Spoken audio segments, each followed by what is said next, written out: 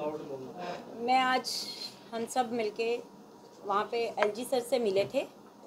तो ये जो वैक्यूम प्रॉपर्टी के कंसर्निंग जो भी इश्यूज थे हमने उनसे डिस्कस किए, और भी बहुत सारे इश्यूज डिस्कस किए।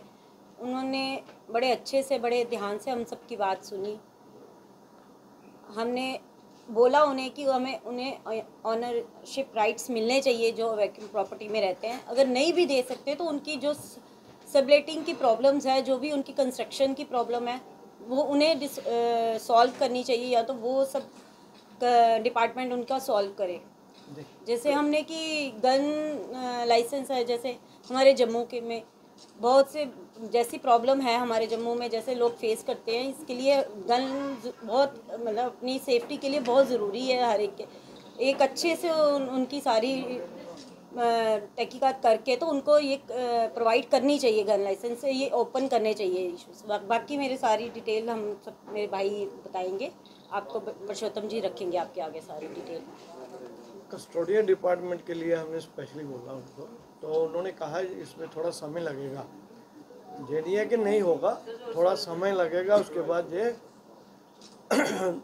आपके सामने आ जाएगा सारा, ये आपको मालकाना हक मिलेंगे।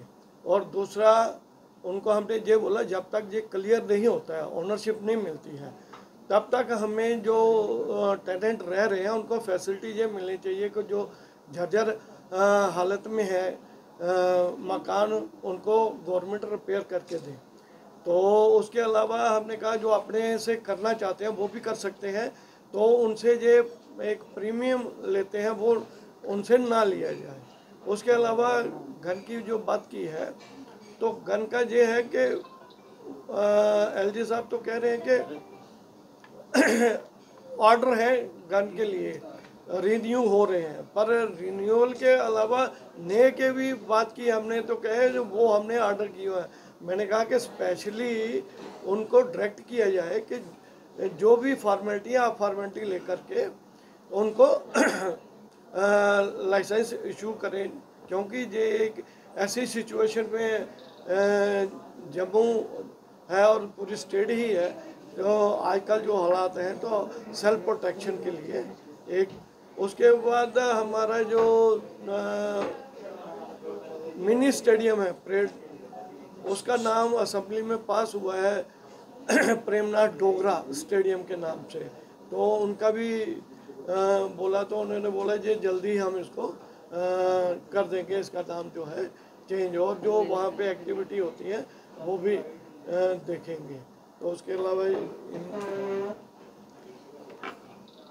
हमने वहाँ पे जो राशन कार्ड का भी मुझकी वाइफिकेशन पिछले 8-10 साल से बिल्कुल ही नहीं हो रही, परिवार बढ़ रहे हैं, लोगों को इसमें दिक्कत आ रही है। और वहाँ पे जो एक नाम दिया गया CAPD डिपार्टमेंट की तरफ से PHH, और जबकि ये PHH ही BPL है, ये कहते हैं डिपार्टमेंट पर। अगर कोई व्यक्ति वहाँ जाता है हॉस्पिटल में, उससे BPL मांगा जाता है। कम से कम एडमिनिस्ट्रेशन को अपनी लैंग्वेज तो ठीक करनी चाहिए, सबकी एक लैंग्वेज होनी चाहिए। अगर PHH ही BPL है तो उसको सुनाना चाहिए सबको, नीचे क्लरिकल स्टाफ को भी पता होना चाहिए कि यही BPL है। ऐसे राशन कार्ड को वाइफिकेशन करने के लिए भी खोलनी चाहिए, ताकि लोगों को कोई दिक्कत नहीं आए। जो पेंशन वाला इशू है वो भी इसके साथ ही जुड़ता है, जो ओल्ड एज विडो पेंशन, जो सोशल वेलफेयर, क्योंकि वाइफिकेशन नहीं हो रही उसके कारण कार्ड BPL नहीं बन रहे। तो इसलिए इस डिपार्टमेंट को भी ये देखना चाहिए। हमने LG साहब से इस बात की भी गुहार लगाई है, और उन्होंने बोला है कि ये मेरे ध्यान में आया है, इसको हम आने वाले दिनों में इसको ठीक करेंगे।